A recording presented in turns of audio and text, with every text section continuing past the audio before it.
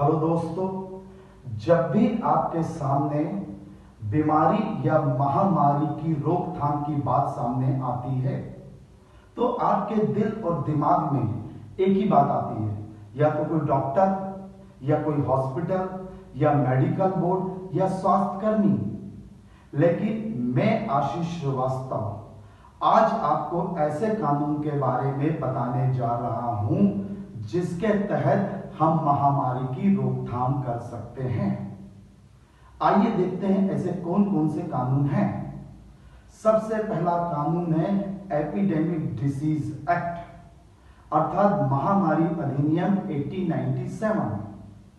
123 साल पुराना यह कानून अंग्रेजी हुकूमत ने उस समय लागू किया था जब बंबई में प्लेग जैसी बीमारी महामारी का रूप ले लिया था।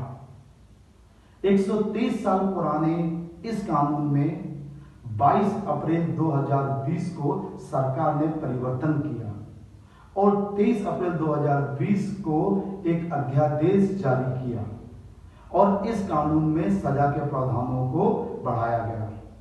आइए देखते हैं क्या क्या सरकार ने परिवर्तन किया है। इस कानून के तहत अब कोई डॉक्टर से लेकर स्वास्थ्य कर्मी यहां तक कि आशा कार्यकर्ता पे हमला किया जाता है तो इसमें सजा का प्रावधान है जो 3 माह से कम नहीं होगा, किंतु 5 साल तक की सजा का प्रावधान किया गया है।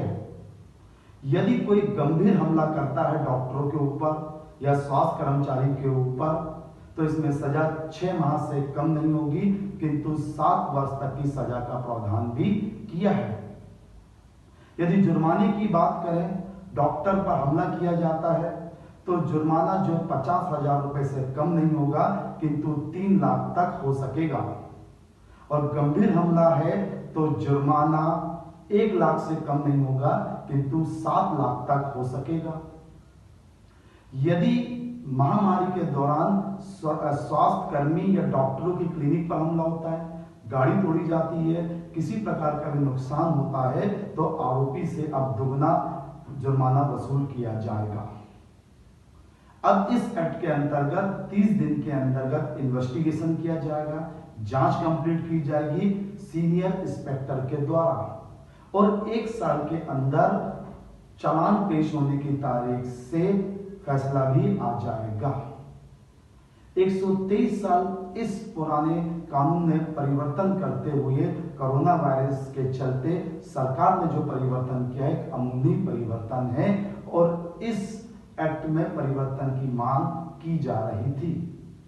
इस एक्ट में एक और धारा है, धारा 2 के अंतर्गत सरकार एक एडवाइजरी जारी कर सकती है और सभी नागरिकों से अपेक्षा करेगी कि ऐसी एडवाइजरी का पालन करें, जैसे मास्क पहनना, सोशल डिस्टेंस पैदा करना, किसी सरकारी या प्राइवेट स्कूल या कॉलेज या होटलों को आइसोलेशन सेंटर घोषित करना, हॉस्पिटल घोषित करना।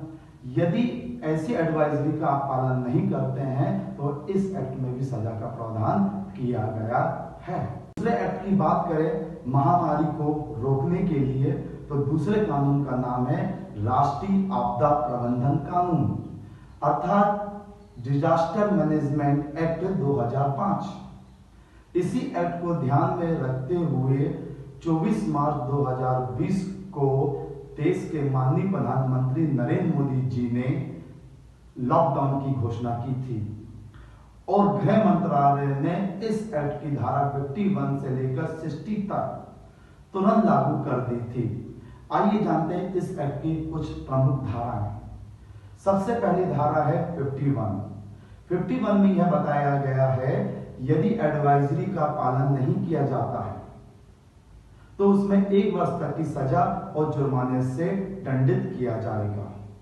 इस एडवाइजरी के अंतर्गत सरकार किसी भी स्कूल, कॉलेज, होटल को आइसोलेशन सेंटर घोषित कर सकती है या हॉस्पिटल बना सकती है।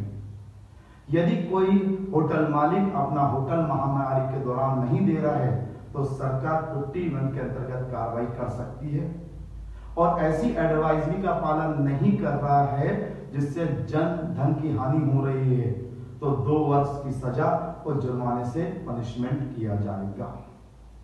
धारा 54 और 55 बहुत ही इंपॉर्टेंट सेक्शन है।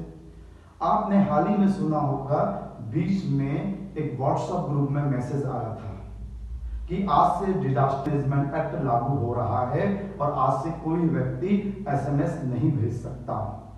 और सभी व्हाट्सएप ग्रुप के एडमिन ने पूरा ग्रुप अपने हाथों में ले लिया था। धारा 54 ये कहती है, महामारी संबंधित कोई गलत आंकड़े पेश करता है या कोई ऐसा एसएमएस करता है जिससे समाज और जनता में भय और आतंक का माहौल होता है, तो इसमें 1 वर्ष तक की सजा या जुर्माना या दोनों से दंडित किया जा सकता है। 55 में यह बताया गया है, यदि कोई सरकारी विभाग गलत आंकड़े महामारी संबंधित फैला रहा है तो उसको पनिशमेंट किया जाएगा। उसमें भी 1 साल की सजा या 1000 रुपए तक का जुर्माने से दंडित किया जा सकता है। इसके बाद तीसरा एक्ट आता है आईपीसी। आईपीसी की सेक्शन 188 के अंतर्गत बताया गया है कि यदि कोई लोक सेवक के आदेश का पालन नहीं करता महामारी के दौरान, तो 6 माह का कारावास या 1000 रुपए तक का जुर्माना या दोनों से दंडित किया जा सकता है। आईपीसी सेक्शन 269 और 270 बहुत इंपॉर्टेंट है महामारी को रोकने के लिए।